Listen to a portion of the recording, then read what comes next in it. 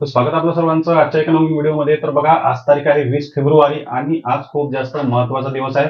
कारण कारण आज लाडक्या बहिणी आतुरतेने वाट पाहत आहे की जानेवारी महिन्याचा हप्ता येईल. आज वाटप सुरू होईल आणि आमच्या खात्यामध्ये 1500 रुपये येतील. त्याचप्रमाणे ज्या बहिणींना नोव्हेंबर डिसेंबर हप्ते मिळाले नाही त्या बहिणी सुद्धा वाटपाची वाट पाहत आहे. पण बघा, सकाळपासून तर 11 वाजेपर्यंत वाटप सुरू झालेला नाही. सकाळी 11 वाजतापासून सुद्धा वाटप सुरू झालेला नाही. 1 वाजता सुद्धा वाटप सुरू झालेला नाही आणि तिसरा टप्पा असतो 4 वाजताचा.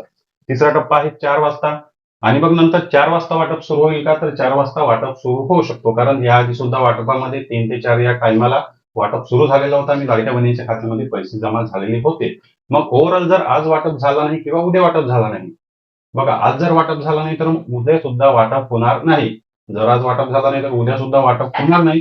त्यामागचं टेक्निकल रिझन मी तुम्हाला या ठिकाणी सांगणार आहे आणि वाटप कधी होणार आणि 100% वाटप कधी सुरू होणार हे सुद्धा मी तुम्हाला सांगणार आहे. तर बघा, सामाजिक न्याय व विशेष विभागाचा जी-आर आलेला होता 18 तारखेला. 18 तारखेला जी-आर आला. जी-आर मधून 98 कोटी रुपये मंजूर करण्यात आले आणि त्या जी-आर मध्ये स्पष्ट लिहिलेलं आहे की सामाजिक न्याय विशेष विभागाच्या खात्यामधून महिला व बाल विकास विभागाच्या खात्यामध्ये हे पैसे ट्रान्सफर करण्यात यावे.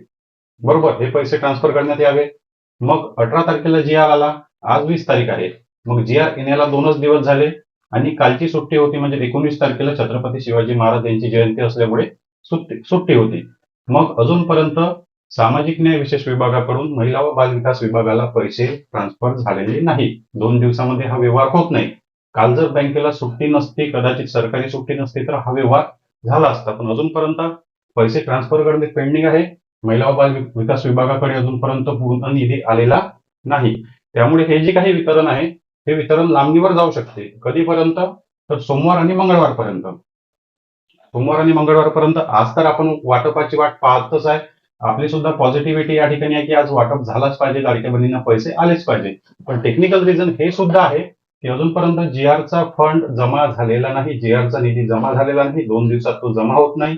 19 तारखेला सुट्टी होती.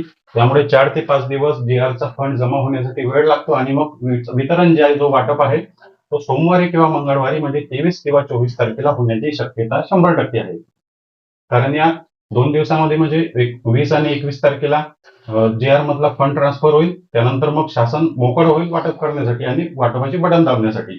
तर बघा, जर आज आणि उद्या वाटप झाला नाही तर 100% 23 आणि 24 तारखेला वाटप होणार म्हणजे पुढच्या हप्त्यामध्ये वाटप होण्याची 100% शक्यता आहे.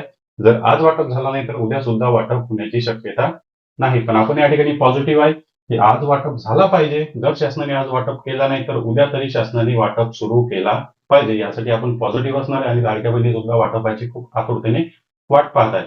पण वाटप लेट होण्यामागचं मी तुम्हाला महत्वाचं कारण सांगितलं होतं, जी-आरचा फंड ट्रान्सफर झालेला नसावा.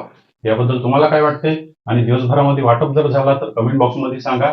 आणि वाटप सुरू झाल्यावर आपला व्हिडिओ लगेचच येईल. चॅनलवर नवीन असेल तर व्हिडिओला लाईक आणि चॅनलला सबस्क्राईब नक्की करा. भेटूया नेक्स्ट व्हिडिओमध्ये.